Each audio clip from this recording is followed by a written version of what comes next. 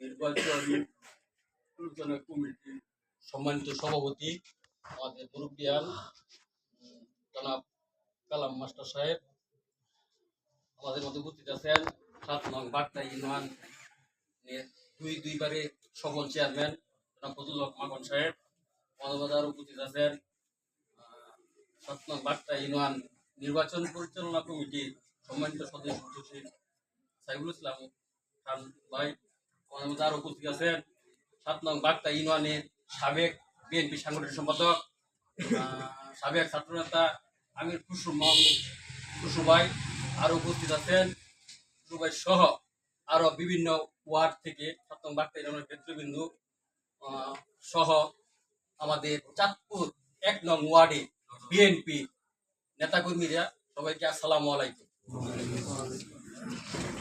আমি চাঁদপুর 7 নং বাগদা ইউনিয়নের 1 নং ওয়ার্ড চাঁদপুর, আমাদের এই ওয়ার্ডটাকে 7 নং বাগদা ইউনিয়নে ওয়ার্ডই বলা হয় আওয়ামী লীগের ওয়ার্ড। যে এই ওয়ার্ডে আসলে আওয়ামী লীগের ওয়ার্ড, এখানে আসলে চিন্তা করা যায় না আজকে কি এই হাউস কি বলে দিচ্ছে, এটা কি আওয়ামী লীগের ওয়ার্ড না বিএনপির ওয়ার্ড? তাহলে আমি ইউনিয়ন নেতৃবৃন্দ এখানে আসছে, তাদের কাছে আমি দৃষ্টি রাখবো যে তারা 7 নং বাগদা ইউনিয়নের 1 নং ওয়ার্ড থেকে চাঁদপুর থেকে নির্বাচন 7 নং বাগদা ইউনিয়ন শুরু করতে হবে। এই 1 নং ওয়ার্ড থেকে বাগদা ইউনিয়নে নির্বাচন শুরু করতে হবে এবং প্রত্যেকটা ওয়ার্ডে যেভাবে মূল্যায়ন করবে আমাদের চাঁদপুর ওয়ার্ডকে ওইভাবে মূল্যায়ন করতে হবে। কি এই যে আমাদেরকে আশ্বস্ত করছেন আক্তার ফারুক সাহেব যে 50 কিলোমিটার রাস্তা সে যদি ক্ষমতা দিতে পারে সে পাকা করে দিবে। আমি ইউনিয়ন নেতৃবৃন্দকে বলতে চাই যে চাঁদপুর 1 নং ওয়ার্ড থেকে এই পাকা রাস্তা শুরু করতে হবে, 1 নং ওয়ার্ড থেকে শুরু করতে হবে। আমাদের চাঁদপুর ওয়ার্ড আওয়ামী লীগের ওয়ার্ড খ্যাত ওয়ার্ড, এই ওয়ার্ডে চাঁদপুর আওয়ামী লীগের সময় 90% ভোট পায় আওয়ামী লীগ। মুসলিম সাহেব এই ওয়ার্ডে কোনো সময় কোনো কাজই করতেছে না, ওটা আমার ওয়ার্ড, তার ওয়ার্ডে ভোট পাস করে না, কিন্তু এই ওয়ার্ডে 90% ভোট পায় পাস করে। কিন্তু আপনারা যে মুরব্বিয়ান আছেন সবাই আছেন না, কোনো সময় কি তারা কোনো কাজ করছে এই ওয়ার্ডে? কোনো কাজ করছে? তাহলে তাদেরকে আমরা ভোট দিয়ে কোনো কাজ করতে পারি নাই। আর আমরা এখানে বিএনপি নাই বলে যদি কোনো সময় বিএনপি সরকার ক্ষমতায় যায়, কারণ বিএনপি যায়, তাহলে ওইটা থেকে আমরা বলছি যে এই ওয়ার্ডে কোনো বিএনপির ভোট নাই। এই চাঁদপুর ওয়ার্ডে আপনার যে সময় শামসুদ্দিন সাহেব স্বতন্ত্র থেকে এমপি হয়েছিল, এখানে 69টা ভোট পাইছিল।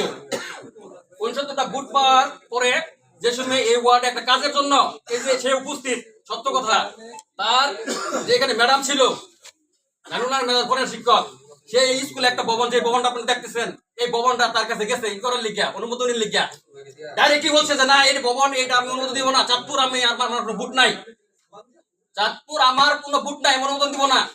তারপরে যে সে সভাপতি ছিল ওই সময় স্কুল ম্যানেজিং কমিটির সে সভাপতি ছিল, পরে সে যে এবং ওই ম্যাডামকে নিয়ে যেয়ে বলছে, আমার ম্যাডামের সাথে তার একটা সম্পর্ক, মামা ব্যক্তির সম্পর্ক ওই ম্যাডামের ছিল, পরে মামা এটা আমার দিকে তাকাইয়া এই কাজটা দিতে হবে, আমি ওইখানে প্রধান শিক্ষক।